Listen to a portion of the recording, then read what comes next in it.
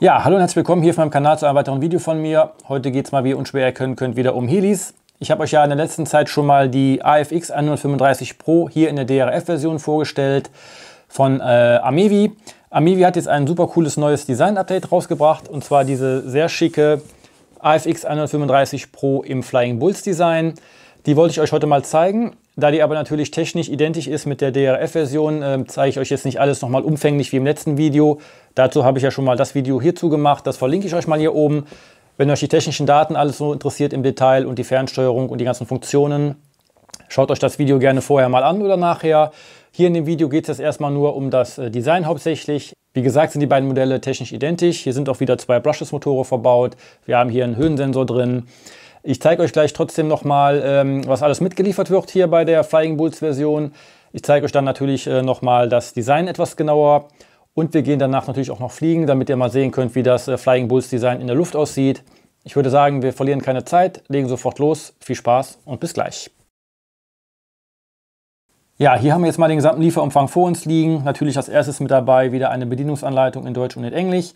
Ein kleines Amevi Werbeheftchen. Natürlich haben wir auch dabei wieder den LiPo-Akku, ein 2S 1200 mAh im Hardcase.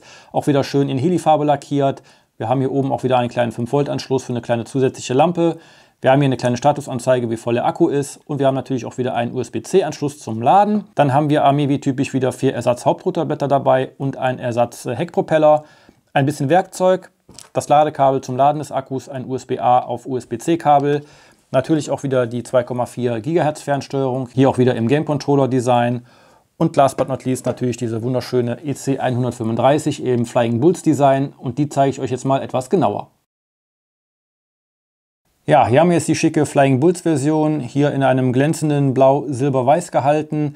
Wir haben hier auch wieder schwarze Scheiben, die sind auch wieder so ein bisschen mattiert, würde ich sagen. Hier vorne haben wir noch die Scheibenwischer drauf. Wir haben natürlich auch wieder einen 4-Blatt-Rotorkopf, und die Blätter haben hier an den Enden wieder diese gelben Blattspitzen. Das sieht auch im Flug immer sehr gut aus. Wir haben über dem gesamten Rumpf wieder sehr, sehr viele Nieten. Die Konturen der Türen wurden auch dargestellt. Auch die Schiebetüre hier wurde, die Schiebeschiene wurde mit dargestellt. Auch hier hinten an der Heckklappe haben wir noch die Heckklappenscharniere angedeutet. Die ganzen Lüftungsgitter hier an der Seite sind mit angeformt. Hinten am Heckausleger haben wir natürlich auch wieder die beiden Antennen angebracht, die beiden Heckfinnen links und rechts. Der Fenestron ist hier bei der Version wieder nur angedeutet. Wir haben hier wieder einen ganz normalen Brushless-Motor verbaut mit einem ganz normalen Heckpropeller. Dann haben wir natürlich auch noch ein paar Dekore drauf. Natürlich darf dieser Flying Bulls Bulle hier nicht fehlen. Der ist wirklich sehr schön gelungen. Dann haben wir oben am Heckausleger natürlich auch wieder die Kennung und die österreichische Flagge. Und hier oben am Dom haben wir noch einmal EC 135 stehen auf beiden Seiten.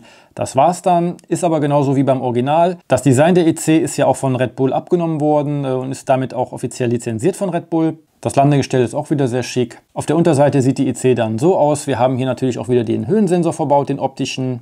Hier unten wird dann auch wieder der Akku eingesetzt und ist dann hier wieder durch die beiden Klipse gesichert. Vorne am Rumpf haben wir natürlich auch wieder einen Scheinwerfer eingebaut, und oben am Heckausleger haben wir auch wieder ein rotes Blinklicht. Und unter dem Heckausleger haben wir wieder die Status-LED für den Höhensensormodus. Und hier oben haben wir dann noch die beiden Turbinenauslässe in Silbern angebracht. Ich muss sagen, mir gefällt die Version richtig, richtig gut. Auch gerade hier mit diesem glänzenden Blau, Silbern und Weiß.